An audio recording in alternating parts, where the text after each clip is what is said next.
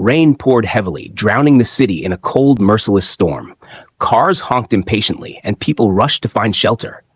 But amidst the chaos, he stood still, watching the world move around him without feeling a thing. Malik Adeyemi, a man once known for his warmth, now carried a heart of stone. Love had betrayed him. He had given everything. His time, his trust, his devotion to a woman who vowed to stand by his side. But in the end, she walked away, choosing wealth and status over love. It wasn't just the betrayal that broke him. It was the realization that love was nothing but a cruel illusion.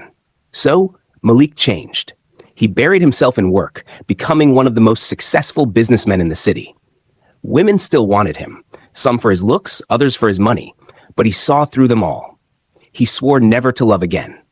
And for 5 years, he kept that promise. Then, on an ordinary evening, fate decided to test him.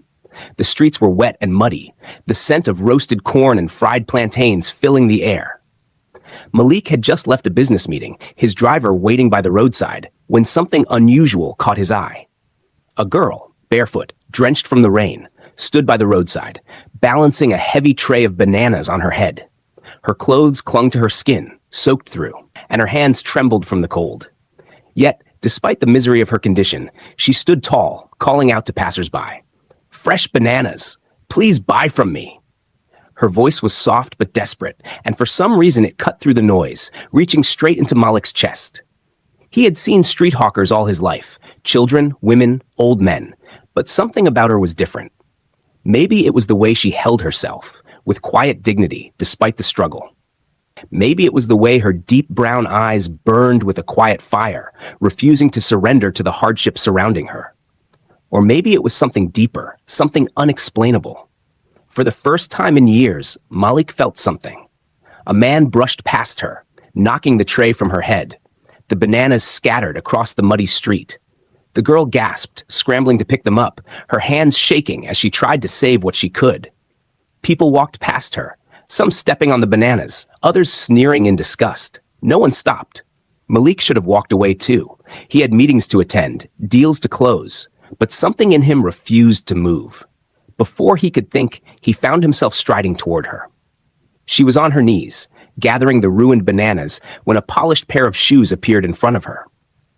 Slowly, she lifted her gaze, meeting the intense eyes of a man who looked like he didn't belong in this world of suffering. He held out a crisp bundle of cash. "Take it," he said, his voice steady, unreadable. Her eyes widened in shock. "Sir, I—" She shook her head, backing away. "I don't take handouts. I only sell." Malik frowned. "Your bananas are ruined." "I will sell what's left," she insisted. Something stirred inside him. She had nothing. No shoes, no shelter from the rain, but she still refused to take what wasn't earned.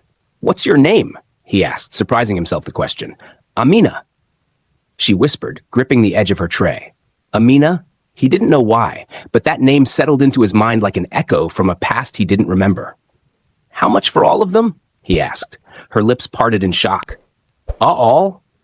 "Yes, tell me the price." She hesitated, as if trying to decide whether he was serious. Then she swallowed hard and named the amount. Without another word, Malik handed her double. "Keep the change." Before she could refuse, he turned and walked away, his heart pounding for reasons he couldn't explain. He told himself it was nothing, just an act of kindness. But as he sat in his car, watching her from a distance, he knew something about this girl had just changed everything, and he wasn't sure he was ready for it. Malik didn't believe in fate. Life had taught him that destiny was nothing but a lie people told themselves when things fell apart. If you wanted something, you worked for it. If you lost something, you moved on. Simple. But why then did his mind refuse to move on from Amina? It had been a week since that rainy evening, yet her voice still echoed in his ears. "I don't take handouts. I only sell." Her deep brown eyes haunted him, filled with both strength and struggle. He found himself staring at his phone during meetings, scrolling through numbers he never planned to dial, as if expecting to find hers there. He barely knew her, yet she occupied his thoughts in a way no one else had in years. "This is ridiculous," he muttered to himself. But was it? One evening, after finishing work earlier than usual, he took an unplanned drive through the busy market streets. He didn't tell his driver where to go. His hands gripped the steering wheel, following a silent pull he didn't want to acknowledge. Then he saw her. She was standing in the same spot, her tray of bananas balanced neatly on her head. The evening sun cast a golden glow on her smooth skin, highlighting the delicate curves of her face. Unlike the last time, she was smiling, just a little, as she spoke to an elderly woman buying from her. Something tightened in his chest. He had seen countless beautiful women, some who dripped in designer clothes and expensive perfumes, women who smiled at him with perfectly painted lips. Yet none of them had ever made his heart pause like this. And then, just as before, trouble found her. A young man in tattered jeans approached, his eyes darting around as he inched closer to her. Malik immediately knew what was about to happen, but before he could react, the man snatched a bunch of bananas from her tray and bolted. Amina gasped. "Thief! Stop him!" No one moved. The street was full of people, but they all continued walking as if nothing had happened. Malik didn't hesitate. Before the thief could disappear into the crowd, Malik stepped out of his car, his sharp, commanding voice cutting through the air. "Stop!" The thief turned for a split second, and that was his mistake. Malik's grip was firm and swift, grabbing him by the collar before he could escape. He yanked the man backward, his strength overpowering the thief in seconds. "Return what you stole," Malik ordered, his voice dangerously calm. The thief struggled, but quickly realized he was no match for Malik's power. With a defeated curse, he threw the bananas to the ground and took off, disappearing into the alleyways. Malik bent down, picking up the bruised fruit. When he turned, Amina was staring at him, wide-eyed. "You again?" she whispered. His lips twitched. "You should be more careful. It seems trouble likes you." She blinked, still shocked. I don't know how to thank you." "You don't need to." He handed her the bananas, his fingers brushing against hers for a brief moment. The brief contact sent something strange through his veins, something warm. He pulled his hand back quickly. But Amina hesitated. "Still? You didn't have to do that." "Maybe I wanted to." Silence stretched between them. Around them, the market buzzed with life, but in that moment, it felt like the world had slowed down. Then, as if remembering something, Amina straightened her posture. "You bought from me the other day," she said. "You overpaid." Malik shrugged. "Did I?" Her expression was unreadable. "Why?" He didn't have an answer. Amina shifted, studying him carefully. "I don't take handouts," she said again, just like that night in the rain. A strange smile played on his lips. "I know." Something flickered in her eyes. Was it curiosity? Or suspicion? He wasn't sure. "Are you always in this area?" he asked before he could stop himself. Her lips pressed together as if debating whether to answer. Then she nodded. "I sell here every evening. Why?" "Why indeed?" Malik didn't respond. Instead, he did something he never imagined himself doing. He reached into his pocket, pulled out his wallet, and handed her a crisp bill. "Another overpayment?" she asked, raising an eyebrow. "Consider it advance payment," he said smoothly. "I'll be coming back tomorrow. Save me some bananas." Amina stared at him, her expression unreadable. But just as he turned to leave, he caught something. Just a small thing. A tiny, barely there smile on her lips. And for the first time in years, Malik felt something shift inside him. Something he wasn't ready to name. Malik had built walls around his heart. Strong, unbreakable walls that kept emotions out. For years, he lived by one rule. Never let anyone too close. But now, as he sat in his car, gripping the steering wheel tighter than necessary, he realized something had changed. Amina. The girl with nothing but dignity and determination had managed to slip through the cracks of his carefully guarded life. And he had no idea why. It had been 3 days since he last saw her. 3 long days where he found himself checking his watch at the exact hour she'd be selling in the market. He told himself he was just curious. Nothing more. But deep down, he knew that was a lie. With an impatient sigh, he grabbed his keys and walked out of his office, ignoring the surprised look from his secretary. He rarely left early, but today he had somewhere to be. When he arrived at the market, his eyes scanned the crowded street, searching for her. His heartbeat quickened for reasons he refused to acknowledge. But she wasn't there. His brows furrowed. Had something happened? Was she all right? He walked further into the market, ignoring the calls of other hawkers trying to sell their goods. Then, he saw a familiar figure sitting on the edge of the pavement, her arms wrapped around herself. Amina. But something was wrong. Her usual confidence was missing. Her tray was on the ground beside her, but it was empty. And her face was pale, her eyes downcast. Malik's stomach twisted. Without thinking, he strode toward her. What happened? She looked up, startled. For a moment, she just blinked at him, as if unsure whether he was real. Malik? Her voice was weak. He crouched beside her, scanning her face. Are you all right? She swallowed hard. I lost everything. His jaw clenched. What do you mean? She exhaled shakily, her hands gripping her dress tightly. This morning, I went to buy my bananas, like always. But when I got there, my money was gone. I think someone stole it. I had nothing left to buy more stock. Malik's fists tightened. Someone had stolen from her? She lowered her gaze.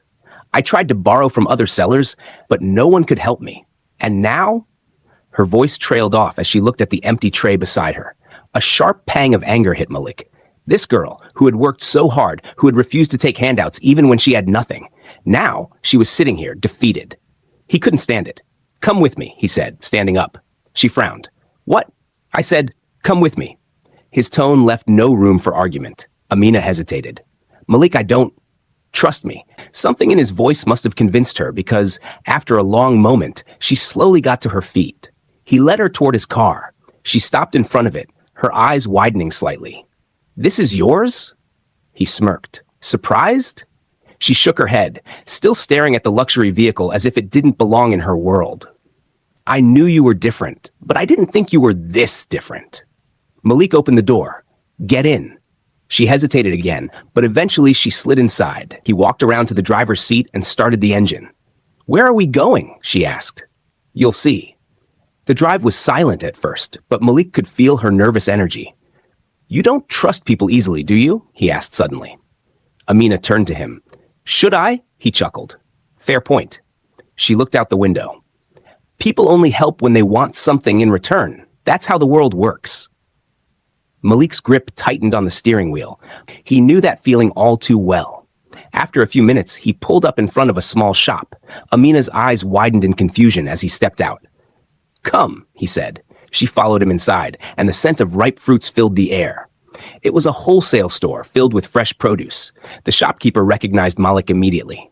Mr. Ademi, what can I do for you? Malik gestured toward Amina. Give her a full stock of bananas. Enough to last her a week. Amina gasped. Malik, no, I can't. He turned to her, his gaze firm. This isn't a handout. It's an investment. You'll pay me back when you can. Her lips parted in shock. You mean that? He nodded. I don't give free things, Amina. You'll work and return the money when you're stable. She swallowed hard, emotion flashing in her eyes. The shopkeeper quickly packed her order, and soon Amina had enough stock to restart her business. When they returned to the car, she turned to him, her voice softer than before. Why are you doing this? Malik met her gaze. Because no one did it for me when I needed help. Silence stretched between them. Then slowly she smiled, a small, grateful smile that sent an unfamiliar warmth through his chest. For the first time in years, he didn't feel like a man running from his past. And he had no idea what that meant. Malik had spent his life believing love was nothing but a beautifully packaged lie. He had once opened his heart only to watch the woman he loved walk away without looking back. That day he had sworn never to love again, never to feel again. And yet, here he was, standing in the middle of a crowded market, watching a girl with nothing but courage and determination sell bananas like her life depended on it. Because it did. Amina didn't know it, but she had changed something in him. Something he wasn't sure he could name. For weeks now, he had been coming to this same spot, watching her rebuild her small business. It was remarkable how quickly she had bounced back. Each evening, she arranged her bananas neatly on her tray, called out to customers with her soft but firm voice, and never once complained about the struggles of the day. She was different. Different from the women who had once filled his life. Women who chased wealth and power, who saw him as nothing more than a man to conquer. Amina had none of their privileges, yet she had more strength than all of them combined. And Malik wasn't the only one who noticed. Other sellers had begun to whisper about her. Some admired her resilience. Others were jealous, watching as more customers gathered around her stand each evening. Amina, as always, ignored them. But Malik knew how cruel the world could be, and he had a feeling trouble was coming. One evening, just as the sun dipped below the horizon, he arrived at the market, only to find Amina standing stiffly, her hands clenched into fists. His stomach twisted. Something was wrong. Amina? His voice was sharp, demanding answers. She looked up at him, and he saw it. The unshed tears, the anger, the pain. What happened? He asked, his voice dangerously low. She exhaled shakily. They took my spot. His jaw tightened. Who? She gestured toward a group of market women sitting smugly a few feet away. Them, she said bitterly. They told me this isn't my place anymore, that I don't belong here. Malik's fists clenched. He had seen this before, people trying to destroy someone the moment they started succeeding. And you just let them? He asked. Her eyes flashed. What else could I do? I can't fight them, Malik. This is their territory. A muscle in his jaw twitched. Says who? She shook her head, frustration evident in her expression. You don't understand. I understand perfectly. Without another word, he turned and walked straight toward the women. Amina's eyes widened. Malik, wait. But he was already standing before them. The women looked up, confused at first, until they saw the storm in his eyes. Move, he said simply. They scoffed. One of them, a short, stocky woman with folded arms, laughed. And who are you to tell us that? Malik took a step closer, his presence alone making them shift uncomfortably. You don't want to know. The woman opened her mouth, probably to argue, but then recognition dawned on her face. Wait, you're Malik Adeyemi, she whispered. The others stiffened. Malik smirked. Good. Now, move. They hesitated for only a second before hurriedly gathering their things and clearing the spot. In less than a minute, Amina's space was hers again. When he turned back to her, she was staring at him in shock. How did you? He simply shrugged. People listen when you speak with confidence. Amina exhaled in disbelief, then slowly smiled. And just like that, something shifted between them. That night, as she packed up her remaining bananas, Malik walked beside her in silence. You didn't have to do that, she finally said. Yes, I did. She stopped walking, turning to him. Why? Malik met her gaze, his heartbeat quickening, and for the first time, he allowed himself to say the words he had been afraid of. Because I care about you, Amina. She inhaled sharply. The silence between them was thick, the world around them fading into nothing. Then, hesitantly, Amina reached for his hand. Malik, she whispered. He gently held her fingers, his grip firm, steady. For years he had sworn never to love again. But standing here under the night sky, holding the hand of a woman who had changed his life without even trying, he realized something. Maybe love wasn't a lie after all. Maybe, just maybe, it had been waiting for him in the most unexpected place.